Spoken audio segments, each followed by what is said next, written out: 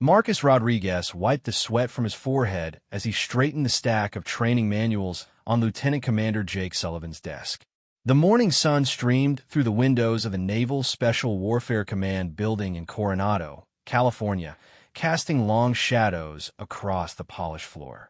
At 23 years old, Marcus had been working as a civilian administrative assistant for the Navy SEALs for 8 months now, and he still felt like an outsider looking into a world he could never truly belong to. The job had been a godsend when he desperately needed work after his medical discharge from the Army. A roadside bomb in Afghanistan had left him with a permanently damaged left leg, and ended his dreams of special operations before they could even begin. The injury wasn't visible to most people, but Marcus felt the ache every day, along with the weight of what might have been. Lieutenant Commander Sullivan burst through the office door, his desert camouflage uniform still dusty from the morning's training exercise. At 34, Jake Sullivan was everything Marcus had once dreamed of becoming: a decorated Navy SEAL with multiple combat deployments, respected by his men and feared by his enemies. His presence filled any room he entered, and his steel-gray eyes seemed to see everything at once. "Rodriguez, I need the training schedules for next week's maritime operations exercise," Jake said without looking up from his phone. "And make sure the equipment requisition forms are ready for my signature by noon."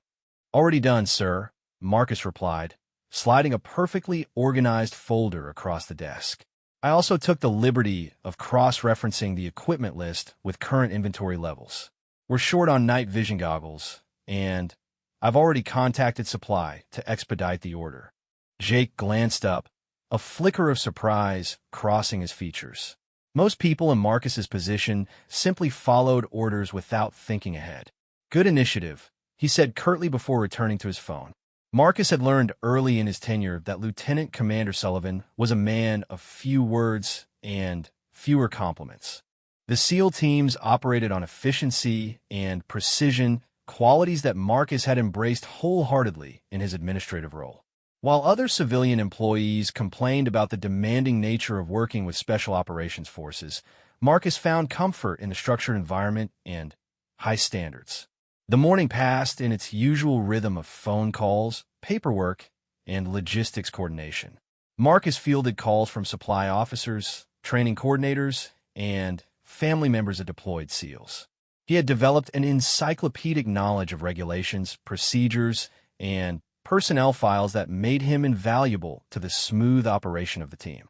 Around 10:30, Petty Officer First Class Tommy Chun knocked on the office door. Chun was one of the younger SEALs, a demolitions expert with a quick smile and an even quicker wit. Unlike many of his teammates, Chun had always treated Marcus with genuine friendliness rather than the polite but distant professionalism most SEALs maintained with civilian staff. "Hey, Rodriguez," Chun said, settling into one of the chairs across from Marcus's desk. "You hear about the new training evolution they're planning?" Marcus shook his head while continuing to type up a requisition report. "What kind of training?" "Urban warfare simulation in San Diego. They're going to use that abandoned warehouse complex downtown. Problem is, they need someone who knows the civilian infrastructure around there, utilities, access points, that kind of thing." "Sounds complicated," Marcus said, saving his document. "I'm sure Lieutenant Commander Sullivan will find the right person for the job." Chun leaned forward with a conspiratorial grin. "Actually, I was thinking you might be perfect for it. You grew up in that neighborhood, right? Before you enlisted?" The question caught Marcus off guard. He had mentioned his San Diego roots only once, months ago, during a casual conversation about traffic routes. The fact that Chun remembered surprised him. "Yeah, but I don't see how that would help with a SEAL training exercise." "Are you kidding me?" Chun's eyes lit up. "You know, every street, every building, probably every maintenance tunnel in a 10-block radius. That kind of local knowledge is exactly what they need for realistic training scenarios."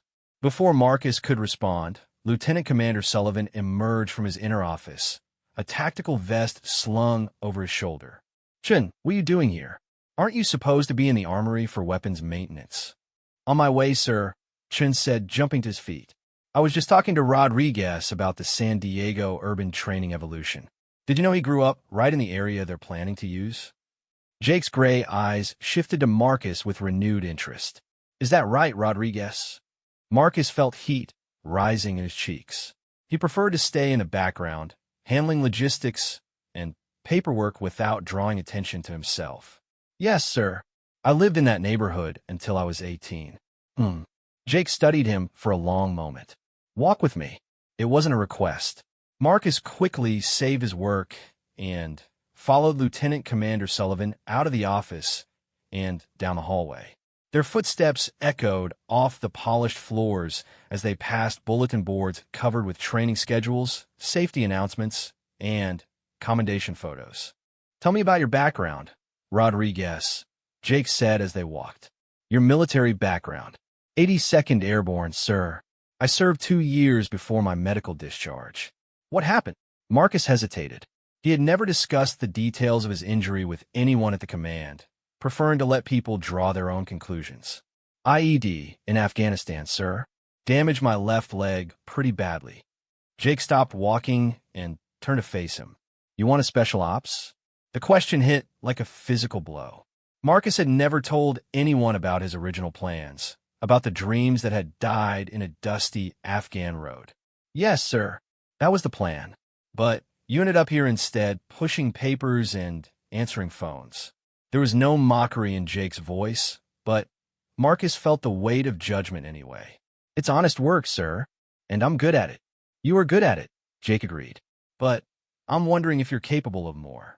They had reached the building's exit, and Jake pushed through the glass doors into the bright California morning. The Pacific Ocean sparkled in the distance, and the sound of helicopters conducting training exercises filled the air. This was the world Marcus had wanted to be part of, not as a support staff member, but as an operator. Sir, if you're thinking about the urban training evolution, I'm happy to provide whatever information you need about the neighborhood. I can draw up maps, identify key infrastructure points, whatever would be helpful. Jake shook his head. I'm not talking about drawing maps, Rodriguez. I'm talking about being there. Marcus felt his stomach drop. Sir, I'm not qualified for field exercises. I'm civilian staff. You're also a trained soldier with local knowledge that could make the difference between a successful training evolution and a waste of time and resources. Jake's expression was unreadable. The question is whether you're willing to step outside your comfort zone. The invitation hung in the air between them. Marcus thought about his damaged leg, about the limitations that had been placed on his life since the injury. He thought about the dreams he had buried and the safe, predictable routine he had built for himself in their place. What exactly would be involved, sir? A slight smile played at the corner of Jake's mouth. First, you need to pass a basic fitness assessment. Nothing like what my men go through, but enough to ensure you can keep up during a 12-hour exercise. Then, you'd attend briefings, learn the objectives, and serve as a guide during the actual training. A guide for Navy SEALs. The words felt strange coming out of Marcus's mouth. You'd be attached to my team as a civilian advisor. You'd wear appropriate gear, follow our protocols, and provide real-time intelligence about the urban environment. Jake's expression grew serious. But let me be clear, this isn't a game.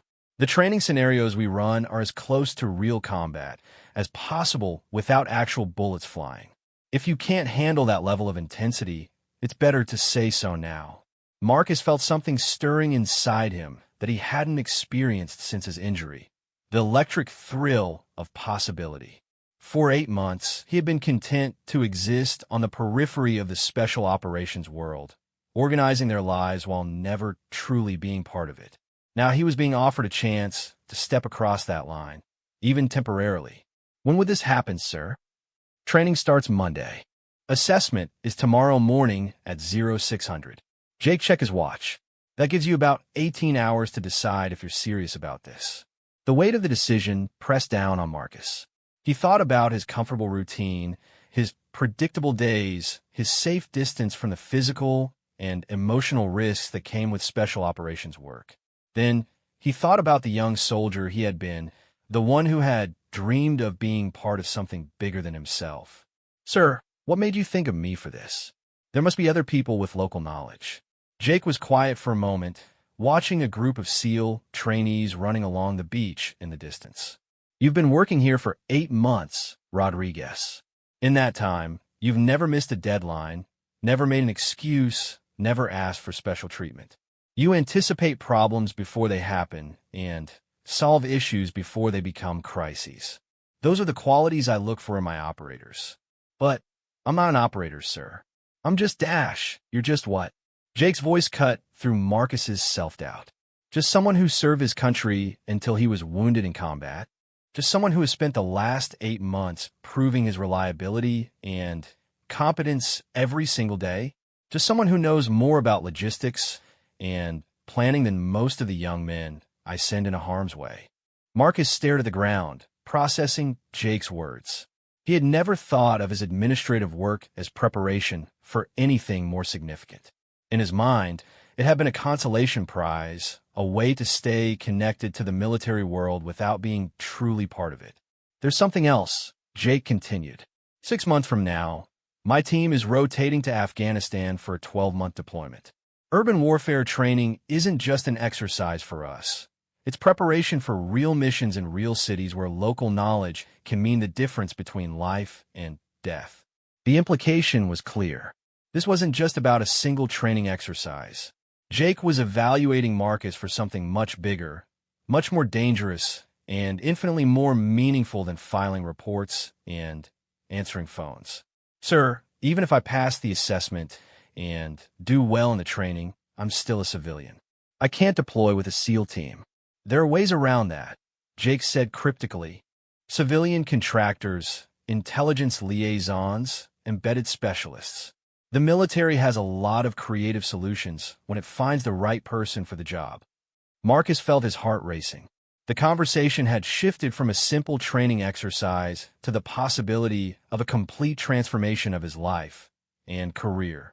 Everything he had built over the past 8 months, the safety, the predictability, the careful distance from his old dreams, was suddenly at risk. What happens if I say no? He asked. Nothing, Jake replied immediately. You continue doing exactly what you've been doing. You're good at your job, Rodriguez, and we need people like you in support roles. There's no shame in knowing your limits. But there was something in Jake's tone that suggested he didn't believe Marcus had found his limits yet. The challenge was subtle, but unmistakable, a test of whether Marcus was content to remain in his safe harbor or brave enough to venture into deeper waters. And if I say yes, but fail the assessment, then you'll know you tried. And you'll go back to your desk with a better understanding of what my men go through every day. Marcus looked out at the ocean, watching the waves crash against the shore with relentless persistence. 8 months ago, he had been broken physically and emotionally. The Army doctors had told him his special operations dreams were over, that he needed to find a new path forward. He had accepted that verdict and built a new life around it. But standing here with Lieutenant Commander Sullivan, feeling the salt air on his face and hearing the distant sound of training exercises, Marcus realized he had never actually grieved for his lost dreams. He had simply buried them and tried to forget they had ever existed. Sir, can I ask you something? Go ahead. Why do you think I can do this? Honestly, Jake turned to look at him directly, his steel gray eyes revealing a depth of understanding that Marcus hadn't expected. Because 8 months ago, you walked into this command with a permanent limp and a medical discharge, and instead of feeling sorry for yourself, you made yourself indispensable. Because you've spent every day since then proving that your injury doesn't define your capabilities. And because when Shun suggested you for this assignment, your first instinct wasn't to make excuses, it was to figure out how you could help. The words hit Marcus like a revelation. He had been so focused on what he couldn't do that he had lost sight of everything he could do. His administrative work hadn't been a consolation prize. It had been a demonstration of skills that translated directly to special operations support. Sir, if I do this, if I pass the assessment and participate in the training, where does it lead? I mean, what's the end game? Jake's smile was enigmatic. That depends on how well you perform and how badly you want it. But I'll tell you this, the military is always looking for people who can bridge the gap between operators and the communities they serve. Someone who understands both worlds can be more valuable than a dozen traditional specialists. Marcus felt a familiar tightness in his chest, the same feeling he had experienced before his first parachute jump, before his first combat patrol, before every moment in his life when he had chosen courage over comfort. His rational mind cataloged all the reasons to decline Jake's offer: his injury, his lack of recent field training, the risk of failure, and humiliation. But beneath the fear, something else was stirring. For 8 months, he had been surviving. Jake was offering him a chance to start living again. "Sir, what time did you say the assessment was?" Jake's grin was answer enough. 0600 sharp. Wear PT gear and bring water. We'll start with a basic fitness test and see how your leg holds up under stress. As they walked back toward the building, Marcus felt a mixture of terror and excitement that he hadn't experienced since his early days in the Army. He was about to step out of the safe, predictable world he had built and back into the uncertain realm of his original dreams. "One more thing, Rodriguez," Jake said as they reached the entrance. "Don't overthink this. Trust your training, trust your instincts, and remember that confidence is often the only difference between success and failure." Marcus nodded, already running mental calculations about what he would need to do to prepare for tomorrow's assessment. He had 18 hours to ready himself physically and mentally for what could be the most important test of his adult life. That evening, Marcus sat in his small apartment overlooking Mission Bay, staring at his old Army PT gear laid out on the bed. The shorts and t-shirt looked smaller than he remembered, and he wondered if he had grown soft during his months behind a desk. He had maintained a basic fitness routine since his discharge, but nothing approaching the intensity required for special operations work. His phone buzzed with a text message from his sister Elena. "How was work today? You sound different in your voice messages lately, more energetic or something." Marcus smiled despite his nerves. Elena had always been able to read him better than anyone else, even through voicemails. How could he explain that after months of existing in a holding pattern, he suddenly felt like he was moving towards something again? He typed back, "Just some new opportunities at work. Nothing definite yet." It was an understatement that bordered on fiction, but Marcus wasn't ready to share the full scope of what he was contemplating. Tomorrow's assessment would determine whether his dreams had any foundation in reality or if they were just wishful thinking. As he prepared for bed, Marcus found himself thinking about Lieutenant Commander Sullivan's words about bridging two worlds. For most of his adult life, he had seen himself as existing in one world or another, civilian or military, injured or whole, successful or failed. But maybe the real opportunity lay in the spaces between those categories, in a unique perspective that came from having experienced both sides of the divide. His last thought before sleep was a memory from his final day in the Army hospital, when a physical therapist had told him that his greatest strength in recovery would be learning to work with his limitations rather than against them. At the time, the advice had felt like a consolation prize. Now, it seemed like it might be the key to everything. The alarm clock's harsh beeping cut through the pre-dawn darkness at 5:15. Marcus had been awake for 20 minutes already, his mind racing with anticipation and doubt. His left leg ached more than usual, probably from the tension he had carried since yesterday's conversation with Lieutenant Commander Sullivan. He rolled out of bed and immediately began the stretching routine his physical therapist had taught him, working to loosen the scar tissue and prepare his damaged muscles for what lay ahead. The drive to the Naval Special Warfare Command took 15 minutes in the early morning traffic. Marcus arrived at 5:45, wanting to be early, but not so early that he appeared overeager. The parking lot was already busy with personnel arriving for the day's training activities, and the sight of so many fit, confident warriors made his stomach clench with anxiety. He found Lieutenant Commander Sullivan waiting near the physical training area, clipboard in hand and stopwatch around his neck. Two other men stood with him, Petty Officer Chun and a massive SEAL Marcus recognized as Senior Chief Robert Hayes, the team's senior enlisted leader. Hayes had a reputation for being absolutely unforgiving in training situations, and His presence suggested this assessment would be more thorough than Marcus had expected. "Morning, Rodriguez," Jake said as Marcus approached. "Ready to see what you're made of?" "As ready as I'll ever be, sir." "Good. Here's how this works." Jake consulted his clipboard. "We start with a basic PT test modified for your circumstances. Push-ups, sit-ups, and a 2-mile run. You don't need to meet SEAL standards, but you do need to prove you can handle physical stress for extended periods." Senior Chief Hayes stepped forward, his weathered face impassive. "After PT, we move to tactical movement exercises. You'll navigate an obstacle course wearing full gear, including body armor and equipment pack. The goal isn't speed, it's demonstrating that you can move safely and effectively under load." Marcus nodded, trying to project more confidence than he felt. "What about my leg, Senior Chief? Should I mention any limitations up front?" Hayes' expression didn't change. "Your limitations are your business, Rodriguez. Our business is finding out if those limitations prevent you from doing the job. If they do, better to find out here than in the field." The bluntness was exactly what Marcus had expected from the senior enlisted man. There would be no special accommodations or gentle encouragement. He would either meet the standard or he wouldn't, and his personal circumstances were irrelevant to the outcome. They moved to the PT area, where several other SEALs were conducting their own morning workouts. Marcus felt their curious glances, but tried to focus on the task at hand. Chun served as his counter for push-ups, and Marcus was pleasantly surprised to complete 65 repetitions without his form breaking down significantly. His left leg trembled slightly during the final 10 reps, but it held. Sit-ups were more challenging.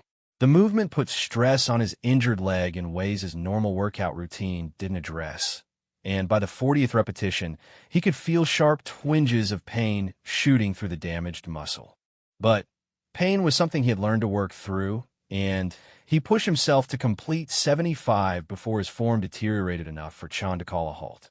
"Not bad," Chun said quietly as they prepared for the run. "How's the leg feeling?" "It's holding up," Marcus replied, which was mostly true. The ache was definitely more pronounced than usual, but it wasn't the sharp, incapacitating pain he had experienced in the early months after his injury. The 2-mile run would be the real test. Marcus had been running regularly since his discharge, but never with the intensity or time pressure of a military assessment. Lieutenant Commander Sullivan set the pace at the beginning, not fast enough to be punishing, but quick enough to challenge someone who wasn't in peak condition. For the first half-mile, Marcus felt confident. His breathing was steady, his stride felt natural, and his legs seemed to be handling the impact without major problems. But as they approached the 1-mile mark, the accumulated stress began to take its toll. His left leg started to feel heavy and unresponsive, and he found himself unconsciously adjusting his gait to compensate. "Stay with it, Rodriguez," Senior Chief Hayes called from beside him. The older man wasn't even breathing hard, making Marcus acutely aware of the fitness gap between himself and active duty special operations personnel. The second mile became a test of mental toughness more than physical capability. Marcus's leg was sending increasingly urgent pain signals, and his modified gait was putting additional stress on his right knee and hip. But quitting was an option. He had spent too many months wondering what he might have been capable of to give up at the first sign of difficulty. Jake had dropped back to run alongside him during the final quarter mile, and Marcus could feel the SEAL officer evaluating his every step. Not just his speed or endurance, but his mental approach to adversity. How he handled pain, whether he made excuses, whether he found ways to keep moving forward when conditions became uncomfortable. They crossed the finish line together, and Marcus immediately bent over with his hands on his knees, gasping for air. His time wasn't impressive by military standards, but he had finished without stopping or asking for accommodations. More importantly, his leg had held up under sustained stress. 16 minutes, 43 seconds, Jake announced, checking his stopwatch. "For comparison, my men have to complete it in under 13 minutes. But you finished, you maintained pace, and you didn't quit when things got uncomfortable." Marcus straightened up, wiping sweat from his eyes. "What's next, sir?" The tactical movement course was set up in a section of the base that simulated urban terrain. Concrete barriers climbing walls, low crawls under wire obstacles, and balance beams designed to test agility and coordination. Before starting, Senior Chief Hayes fitted Marcus with a tactical vest loaded with the same weight an operator would carry, body armor, ammunition, communications equipment, and medical supplies. The additional 40 pounds immediately changed everything about how Marcus moved. His injured leg, already fatigued from the run, now had to support significantly more weight with each step. The first obstacle was a 6-foot wall that required him to climb over using only his upper body strength while wearing the heavy gear. Marcus had to attempt the wall climb 3 times before successfully getting over. His technique was clumsy compared to the fluid movements he had watched SEALs demonstrate, but he eventually found a way to compensate for his leg's limited flexibility. Each obstacle required a similar process of adaptation, figuring out how to accomplish the task despite his physical limitations. The low crawl was particularly challenging. Moving on his belly while wearing the tactical vest put pressure on his injured leg in ways that sent shooting pains up his spine.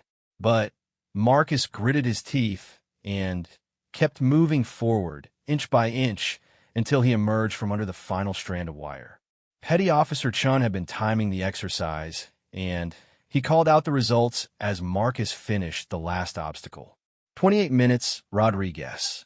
For reference, qualified operators complete this course in under 15 minutes. Marcus nodded, too exhausted to be embarrassed by the time difference. His entire body was shaking from the combination of physical exertion and adrenaline, and his left leg felt like it might give out at any moment. But he had completed every obstacle without assistance or modification. Lieutenant Commander Sullivan approached with an expression that was impossible to read. "How do you feel?" "Like I got hit by a truck, sir," Marcus answered honestly. "But I finished." "Yes, you did.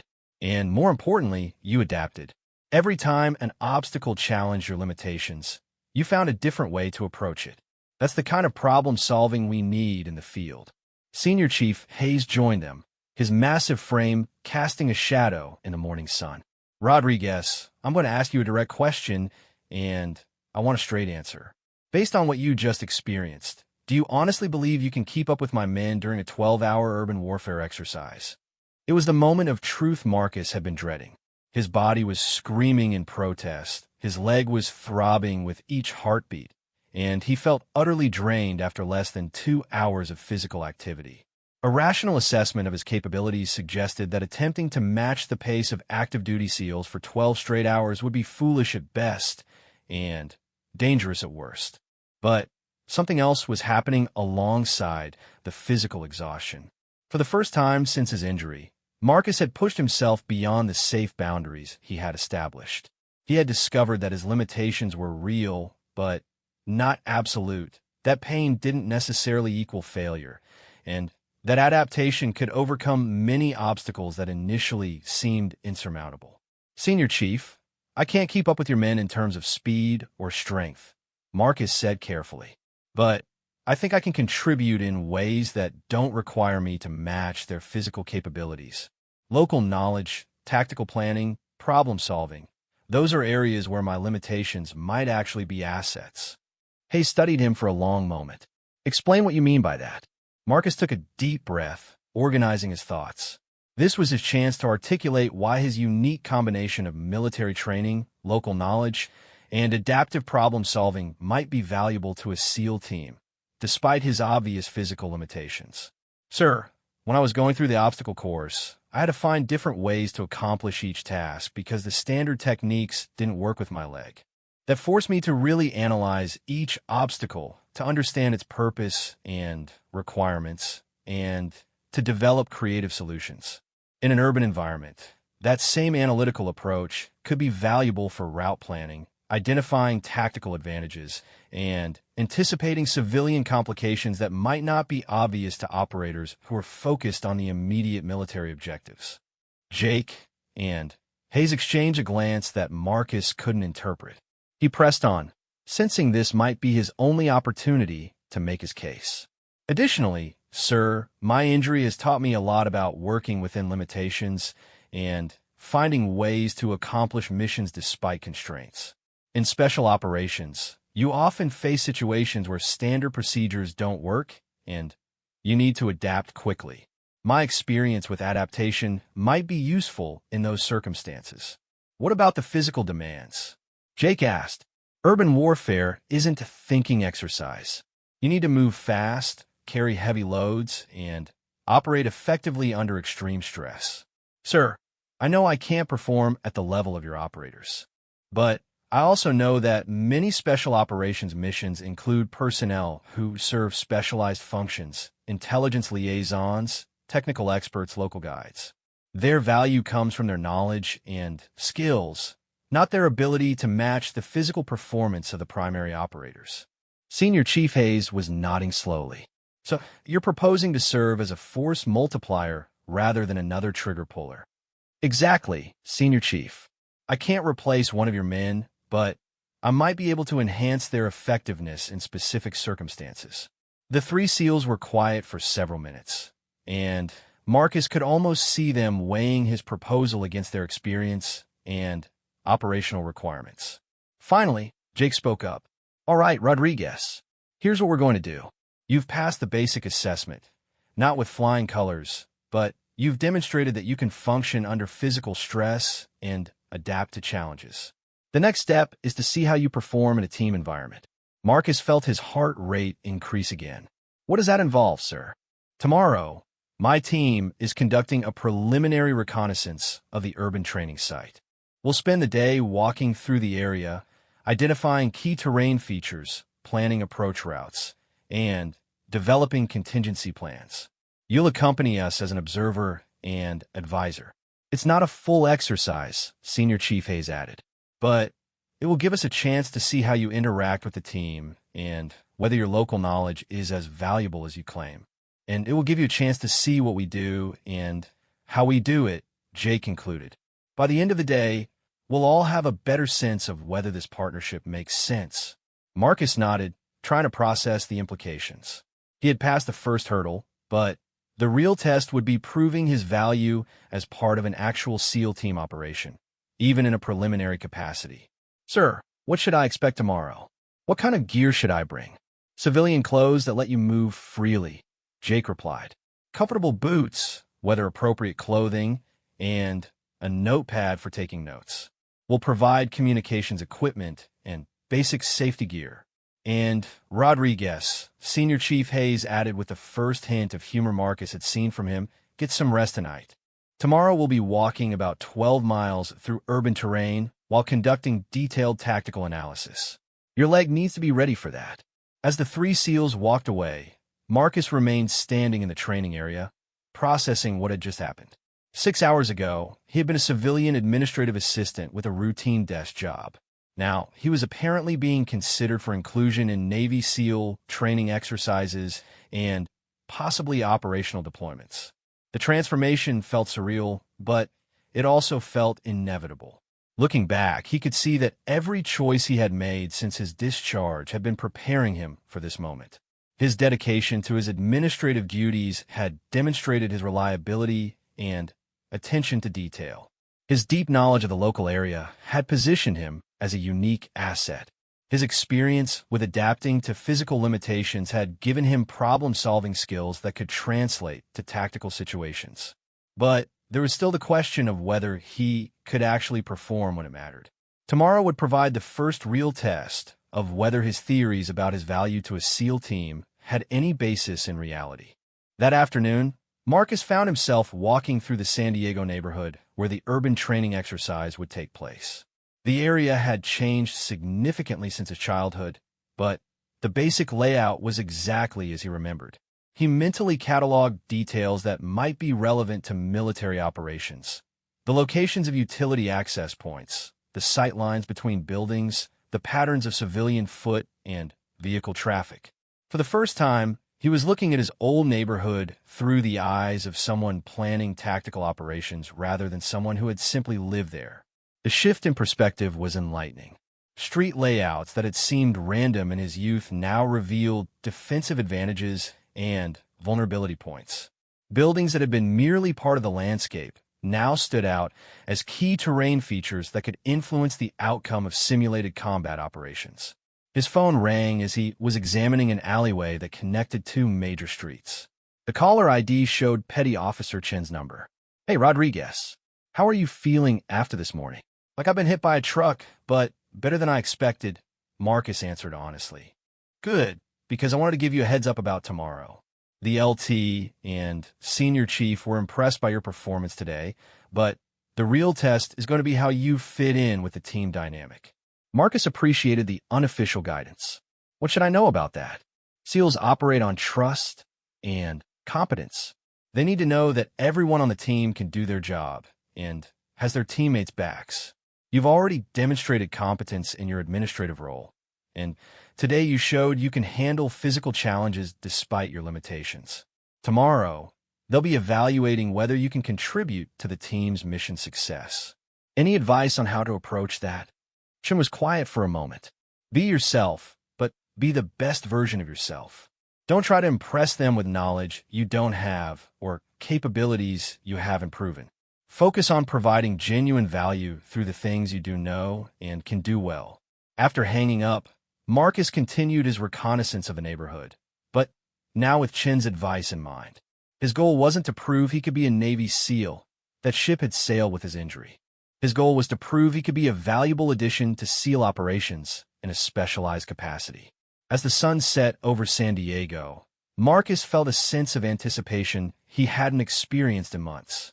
Tomorrow would determine whether his career would continue along its current safe trajectory or take a dramatic turn towards something much more challenging and potentially rewarding. The wounded soldier who had accepted a desk job 8 months ago was about to find out if he could become something more. Marcus arrived at the designated meeting point 20 minutes early, wearing dark blue jeans, hiking boots, and a gray polo shirt that allowed freedom of movement while looking appropriately professional. The morning air was crisp and carried the scent of salt from the nearby bay. He had slept better than expected the night before, his body finally relaxing after the successful completion of yesterday's physical assessment. Lieutenant Commander Sullivan's team began arriving in civilian vehicles at exactly 0700 hours. Marcus recognized most of them from around the command, but this would be his first opportunity to observe them operating as a cohesive unit outside the formal military environment.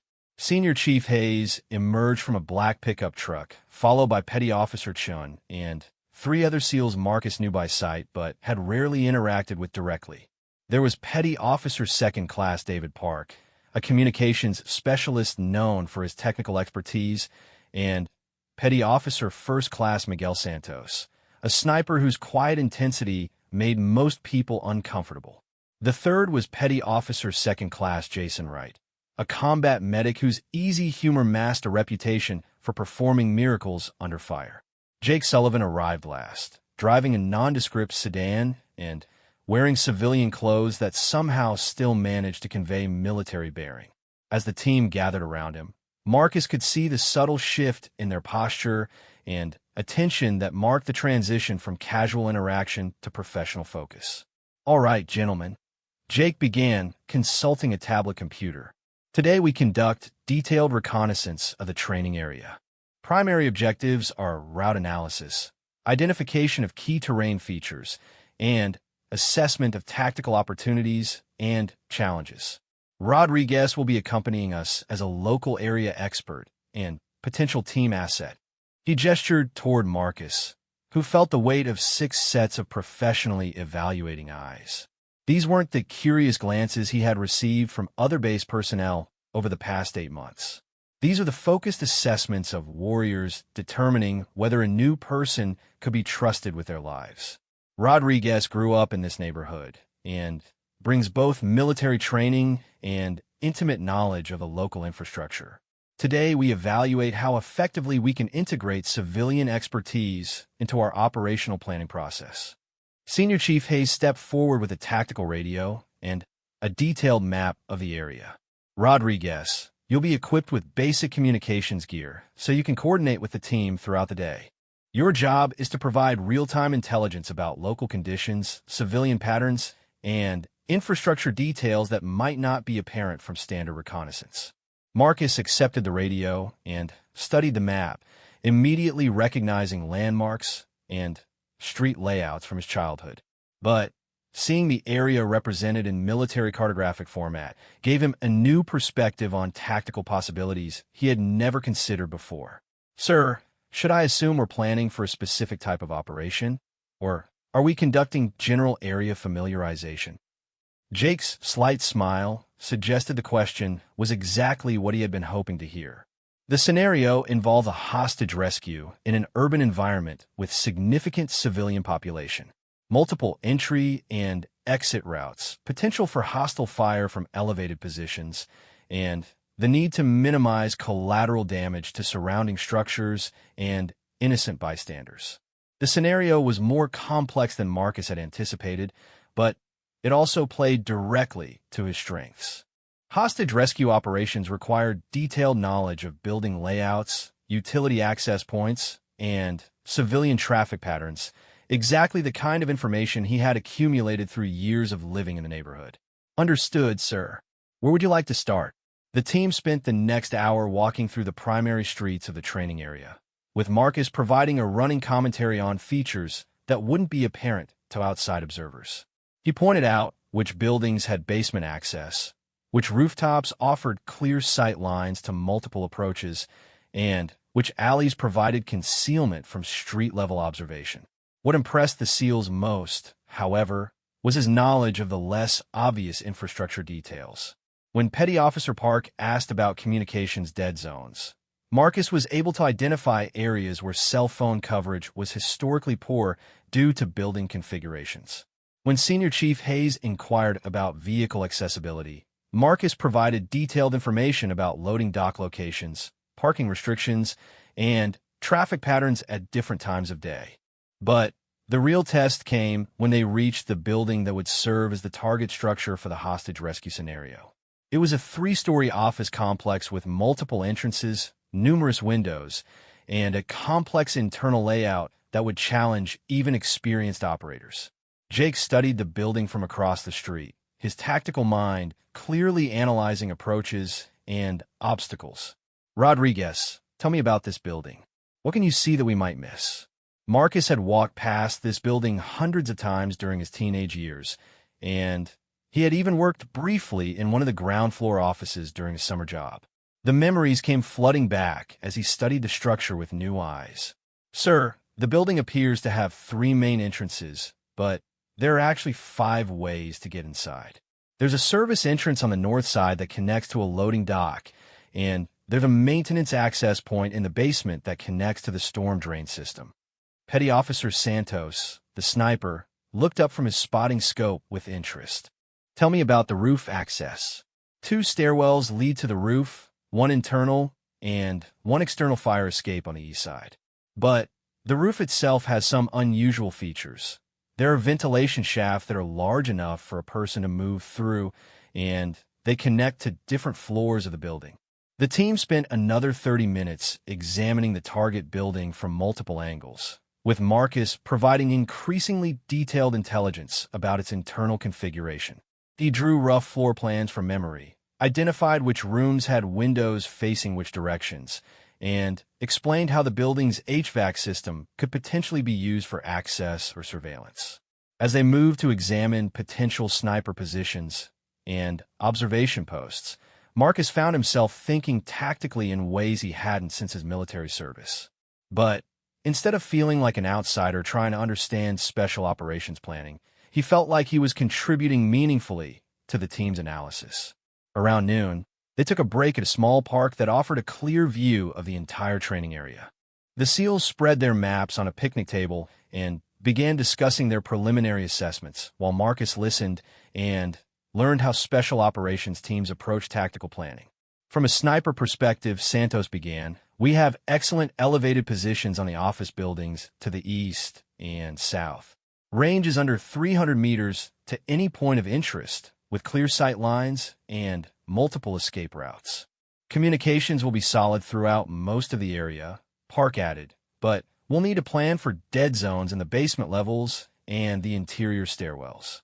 I recommend portable repeaters positioned on the first and third floors. Right, the medic was studying the street layout with particular attention to vehicle access.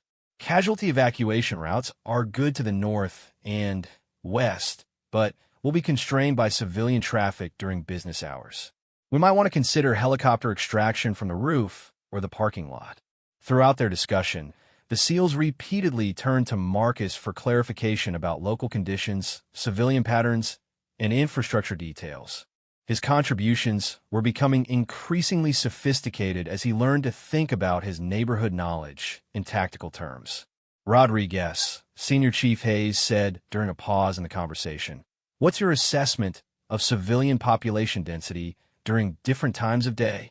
Marcus consulted his notes and drew on years of observation. Peak foot traffic is between 8 and 9 a.m. and between 5 and 6 p.m. Lunch hour brings moderate pedestrian activity, but vehicle traffic remains heavy from about 11 a.m. to 2 p.m. After 6 p.m., the area becomes much quieter, with mainly restaurant and bar patrons until around 10 p.m. What about weekends? Jake asked. Significantly different pattern. Saturday morning brings shoppers and restaurant customers starting around 10 a.m. Sunday is very quiet until afternoon, when families visit the waterfront restaurants. Weekend evenings can be busy with nightlife, but it's concentrated in specific blocks. The detailed analysis seemed to impress the team, but Marcus could sense they were evaluating more than just his local knowledge. They were assessing how well he understood their tactical requirements and whether he could provide useful intelligence under operational pressures. After lunch, they conducted what Jake called stress testing of Marcus's contributions. Instead of leisurely walking through the area while discussing observations, they began conducting rapid tactical movement exercises while requiring Marcus to provide real-time intelligence updates via radio. The pace was significantly more demanding than the morning's reconnaissance. The SEALs would bound from position to position using tactical movement techniques, and Marcus had to keep up while providing continuous updates about civilian activities, potential hazards, and tactical opportunities. His injured leg began to protest the increased pace and the stress of moving while constantly scanning his environment and communicating via radio. But Marcus found that the tactical focus actually helped him manage the physical discomfort. Instead of dwelling on his limitations, he was concentrating on contributing to the team's mission success. "Rodriguez, this is 6. Jake's voice crackled through the radio as the team prepared to approach the target building from a new direction. "Reports civilian activity on the north approach route." Marcus quickly scanned the area, drawing on his knowledge of typical patterns for that time of day. 6. This is Rodriguez.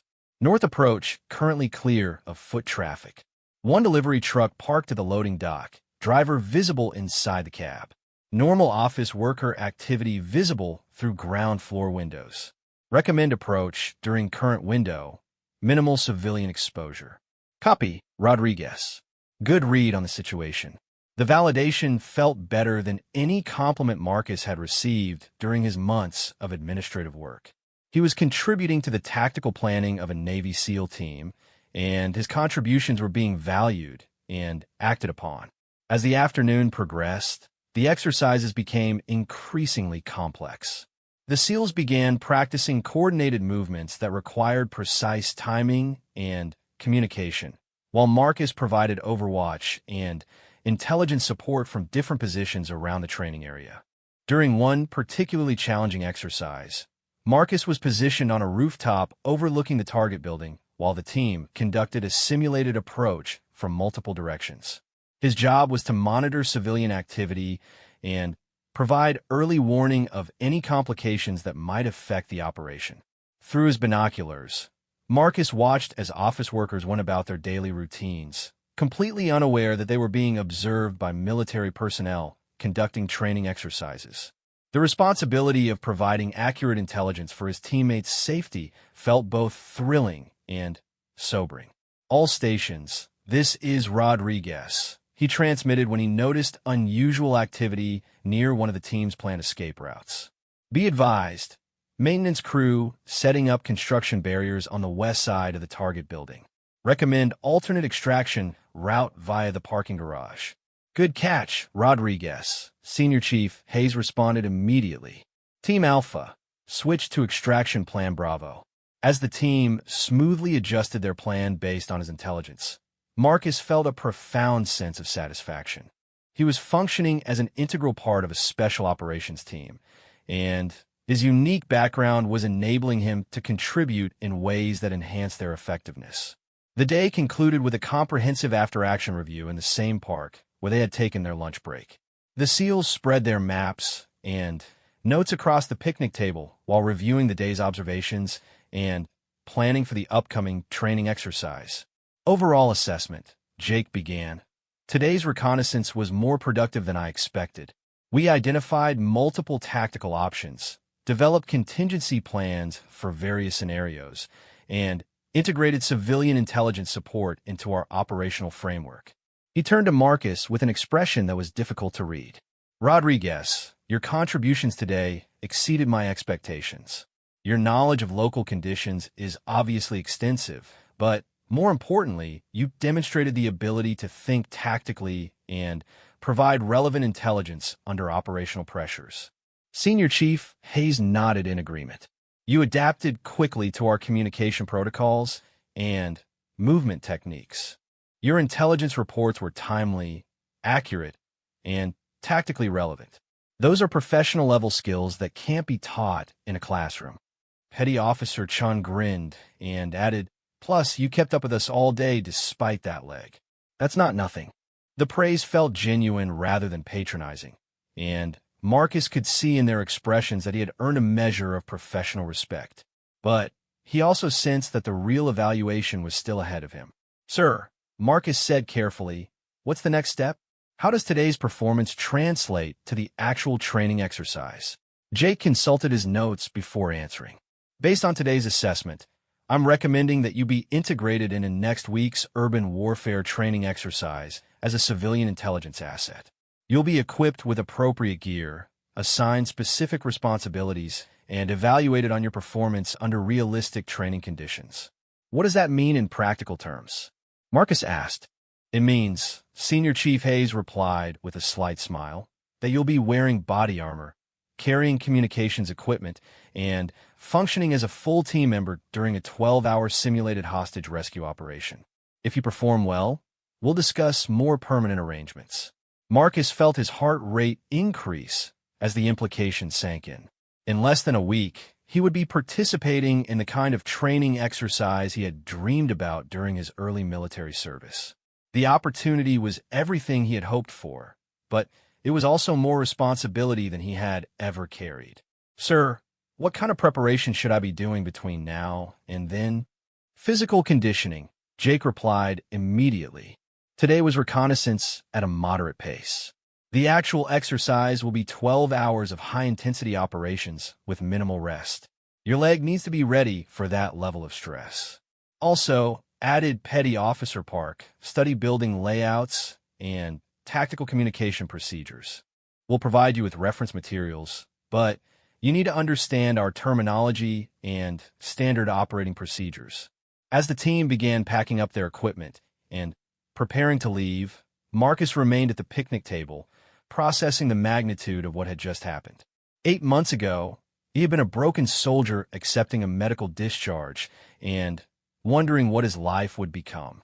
Today, he had functioned as an intelligence asset for a Navy SEAL team and earned an invitation to participate in their training exercises.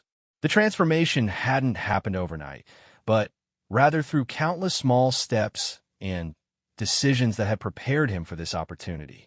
His dedication to his administrative work had demonstrated his reliability. His intimate knowledge of the local area had positioned him as a unique asset. His experience with adapting to physical limitations had given him problem-solving skills that translated to tactical situations. But most importantly, he had rediscovered his sense of purpose.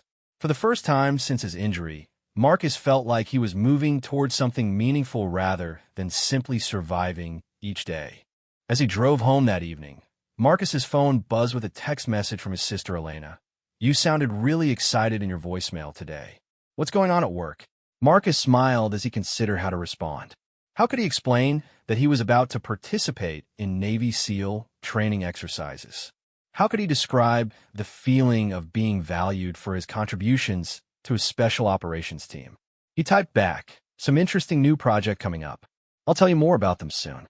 It was still an understatement, but this time it felt like a promise rather than an evasion.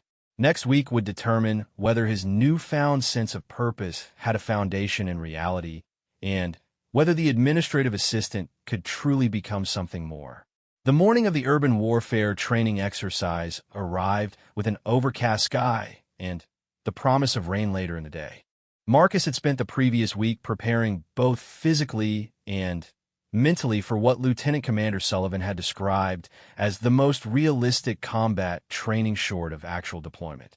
His leg felt stronger than it had in months, thanks to an intensive conditioning program designed by the base physical therapist, and he had memorized the tactical communication procedures and building layouts until he could recite them in his sleep. At 0530 hours, Marcus arrived at the equipment issue point wearing the military-style clothing he had been instructed to bring. The sight that greeted him was both intimidating and thrilling. Racks of body armor, tactical radios, night vision equipment, and weapons that would be used in the day's exercise. For the first time since his medical discharge, he would be fully equipped as a military operator. Senior Chief Hayes was already present, checking equipment lists and ensuring that every piece of gear met operational standards. He looked up as Marcus approached, his expression revealing nothing about his expectations for the day. "Morning, Rodriguez. Ready to see how the other half lives. As ready as I'll ever be, Senior Chief." Hayes gestured toward a table loaded with tactical gear specifically set aside for Marcus. "Your equipment has been modified slightly to account for your role as intelligence support rather than primary operator. You'll have standard body armor, communications gear, and observation equipment, but no weapons. Your job is to provide intelligence, not to engage targets." Marcus nodded, understanding the distinction. He was being integrated into the team as a force multiplier, not as a replacement for one of their trained operators. The limitation was entirely appropriate given his background and current role. The process of putting on full tactical gear felt familiar, yet foreign. The weight of the body armor brought back memories of his deployment in Afghanistan, but the sophisticated communications equipment and night vision devices were far beyond anything he had used during his time with the 82nd Airborne Division. Each piece of equipment represented capabilities that could mean the difference between mission success and failure. Petty Officer Park helped him adjust the radio harness and ensured that his communication equipment was properly integrated with the team's network. Remember, Rodriguez, communications discipline is critical during the exercise. Clear, concise reports with minimum radio traffic. If you're not sure whether something is worth reporting, err on the side of caution and transmit it. As Marcus finished his equipment check, the rest of the SEAL team began arriving for their final preparations. Watching them don their gear was like observing a precisely choreographed ritual. Each man checking his teammates' equipment, confirming communication protocols, and reviewing tactical assignments with the focused intensity that marked true professionals. Lieutenant Commander Sullivan emerged from the planning area, carrying a tablet computer and wearing the expression of controlled concentration that Marcus had learned to associate with operational planning. "All right, gentlemen, final briefing in 5 minutes. Rodriguez, you want to pay particular attention to the intelligence requirements and communication procedures." The briefing was conducted in a secure area with detailed maps, building layouts, and scenario descriptions projected on large screens. The exercise scenario was more complex than Marcus had anticipated. A hostage situation involving multiple buildings, unknown number of hostiles, civilian populations in the surrounding area, and time-sensitive intelligence requirements that would drive tactical decisions throughout the operation. The scenario begins at 0800 hours, Jake announced to the assembled team. Intelligence indicates that 3 to 5 armed subjects are holding an unknown number of hostages in the target building. Our mission is to conduct reconnaissance, develop tactical options, execute a rescue operation, and extract all personnel safely. He clicked to the next slide, which showed Marcus's specific role in the operation. Rodriguez will function as our local intelligence asset, providing real-time assessment of civilian activities, infrastructure conditions, and tactical opportunities that might not be apparent to outside observers. He will be positioned at various observation posts throughout the exercise area and will coordinate directly with me for intelligence dissemination. Senior Chief Hayes stepped forward to address communication protocols. Rodriguez will be designated as Scout for radio communications. All intelligence reports will be transmitted to the command post and disseminated to tactical elements as required. Scout, your reports should include location, activity description, and tactical significance. Keep transmissions brief and professional. Marcus felt a mixture of excitement and nervousness as the implications became clear.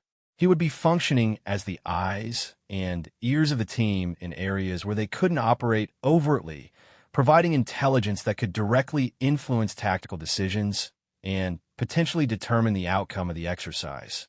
The exercise officially began at 0800 hours with Marcus positioned on a rooftop overlooking the target building, equipped with binoculars, a spotting scope, and communications gear that connected him to the entire team. His first assignment was to conduct detailed surveillance of the target area and establish baseline intelligence about normal civilian activities. Through his spotting scope, Marcus could see office workers arriving for their daily routines, delivery trucks making their rounds, and pedestrians walking to nearby businesses. But now he was looking at these routine activities through the lens of tactical planning, identifying patterns that could be exploited for cover and concealment, recognizing anomalies that might indicate hostile activity, and assessing how civilian presence might affect rescue operations. Command, this is Scout. Marcus transmitted his first intelligence report of the exercise. Target building showing normal civilian activity patterns. Approximately 20 personnel visible through ground floor windows, consistent with typical office operations. No unusual vehicle or foot traffic observed in immediate area. Copy, Scout. Continue surveillance and report any changes. For the first 2 hours of the exercise, Marcus maintained his observation post while the SEAL team conducted covert reconnaissance from street level.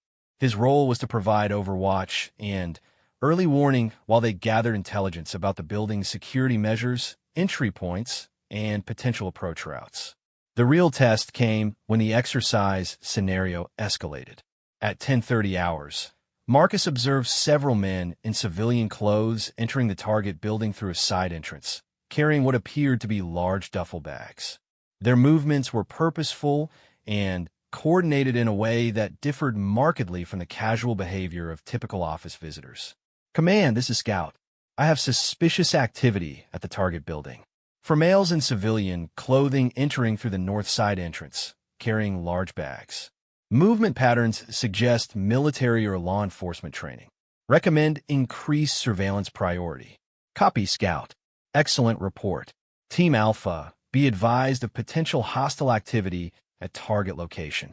The validation of his intelligence assessment sent a surge of adrenaline through Marcus's system.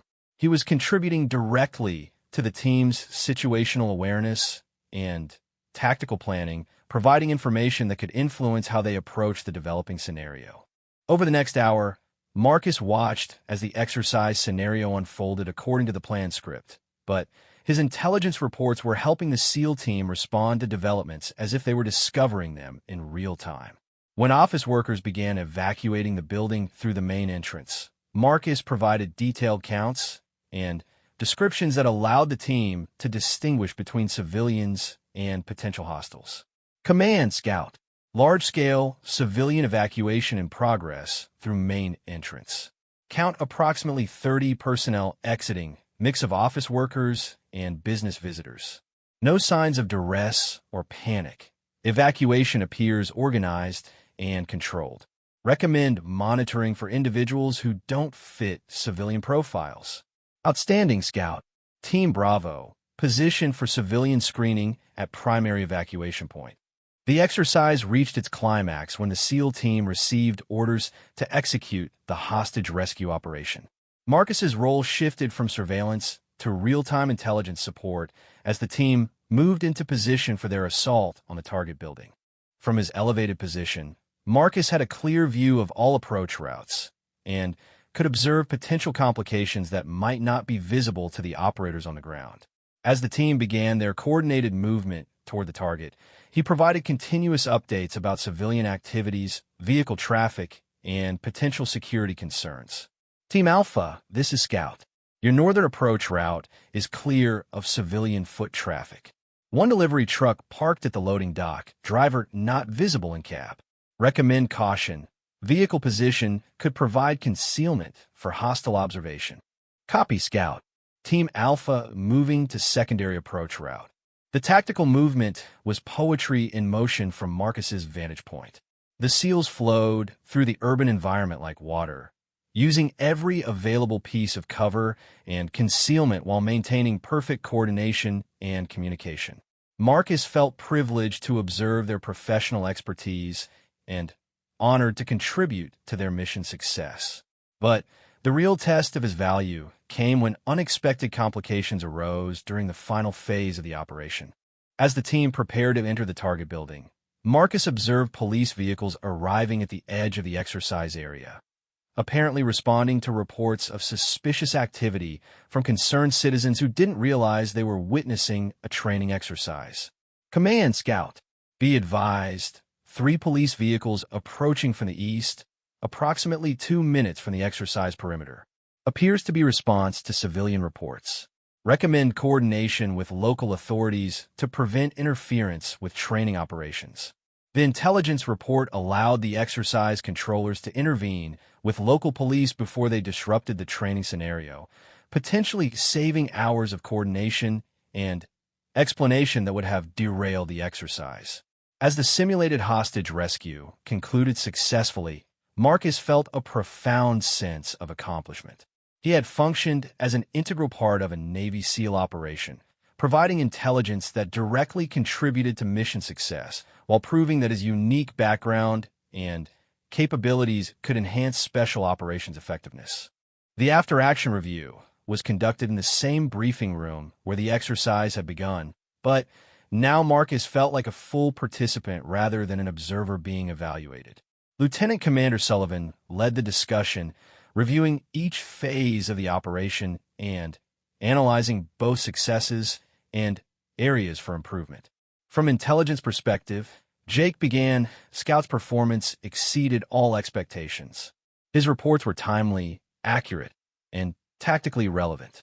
More importantly, his local knowledge allowed him to distinguish between normal and unusual activities in ways that enhanced our situational awareness throughout the operation. Senior Chief Hayes nodded in agreement. The police vehicle report was particularly valuable. Without that advance warning, we could have had significant complications during the final phase of the exercise. Petty Officer Chun grinned at Marcus from across the table. Plus, you kept up with our pace all day without slowing down the operation. That leg of yours held up pretty well under stress. The praise felt genuine and professionally meaningful, but Marcus sensed that something more significant was coming. Lieutenant Commander Sullivan's expression suggested he had been saving the most important part of the conversation for last. Rodriguez, based on your performance over the past 2 weeks, the initial assessment, the reconnaissance exercise, and today's training operation, I'm prepared to make you an official offer. Marcus felt his heart rate increase as he waited for Jake to continue.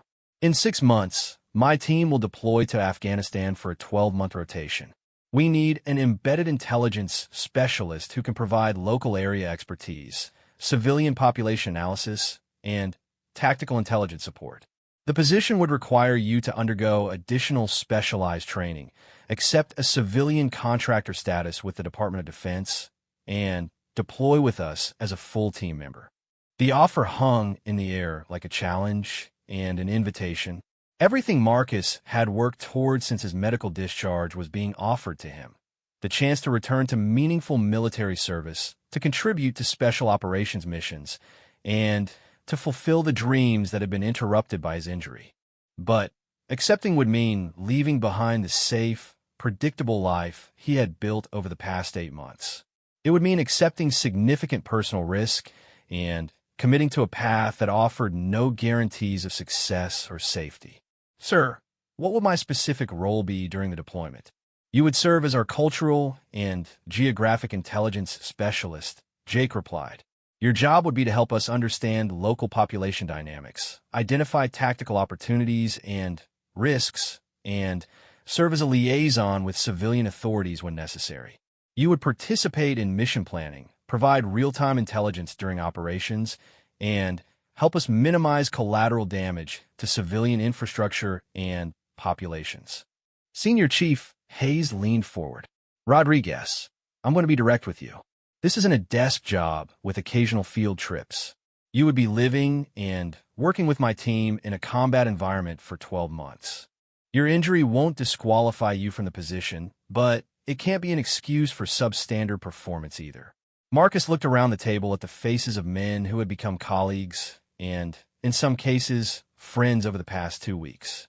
These were professionals who had invited him into their world based on his demonstrated capabilities rather than sympathy for his circumstances. What kind of additional training would be required? 6 months of intensive preparation, Jake replied. Advanced tactical communications, cultural sensitivity training, intelligence analysis procedures, combat first aid, and physical conditioning. You would essentially be attending a condensed version of the training pipeline that prepares civilian contractors for embedded positions with special operations units. The scope of the training program indicated how seriously they were taking his potential contribution. This wasn't a token gesture or an accommodation for a disabled veteran. It was a professional invitation based on demonstrated value and potential.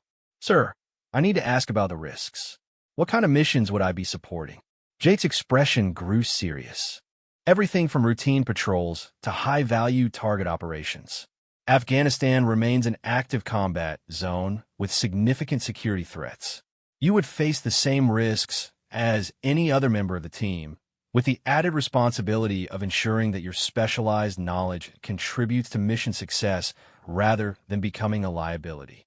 Marcus thought about his sister Elena, about the comfortable apartment overlooking Mission Bay, about the safe routine he had established since his medical discharge. Accepting Jake's offer would mean giving up all of that security in exchange for the uncertain promise of professional fulfillment and meaningful service. But he also thought about the past 2 weeks, the feeling of contributing to something important, the satisfaction of using his skills and knowledge in ways that mattered, the sense of purpose he had rediscovered as part of the SEAL team. Sir, when do you need an answer? Take your time, Jake replied. This is a major life decision with significant implications. Talk to your family, consider your options, and let me know when you've made your choice. As the meeting concluded and the team began packing up their gear, Marcus remained in his chair, processing the magnitude of what had just been offered. The administrative assistant who had been grateful for any job 8 months ago was being invited to deploy with one of the most elite military units in the world. Senior Chief Hayes paused beside Marcus's chair as he prepared to leave. Rodriguez, can I give you some advice? Of course, Senior Chief. Don't overthink this decision. You've already proven you can do the job. The only question is whether you want it badly enough to accept the risks and challenges that come with it. Hayes paused at the door. But I'll tell you this, in 20 years of special operations, I've rarely seen someone adapt to our world as quickly or as naturally as you have. That's not something you find every day. After everyone else had left, Marcus sat alone in the briefing room, surrounded by maps and tactical plans that represented the kind of work he had dreamed of doing since his early days in the Army. The offer was everything he had hoped for, but it was also more responsibility and risk than he had ever contemplated. His phone buzzed with a text message from Elena. How did your big project go today? You've been so secretive about work lately. Marcus smiled as he considered his response. For the first time in 8 months, he had something genuinely exciting to tell her. The question was whether he would have the courage to accept the challenge that would give his news real meaning. He typed back, It went better than I could have hoped. I need to tell you about some opportunities that have come up. Can we have dinner this weekend? As he drove home through the familiar streets of San Diego, Marcus found himself looking at his surroundings with new eyes. This could be his last view of civilian life for quite some time, depending on the decision he made in the coming days. But for the first time since his injury, the choice before him wasn't between limitation and accommodation. It was between safety and purpose, between surviving and truly living. The wounded soldier who had accepted a medical discharge was being offered a chance to become something he had never imagined possible, a specialized asset to one of the world's most elite military units. The only question remaining was whether he had the courage to say yes.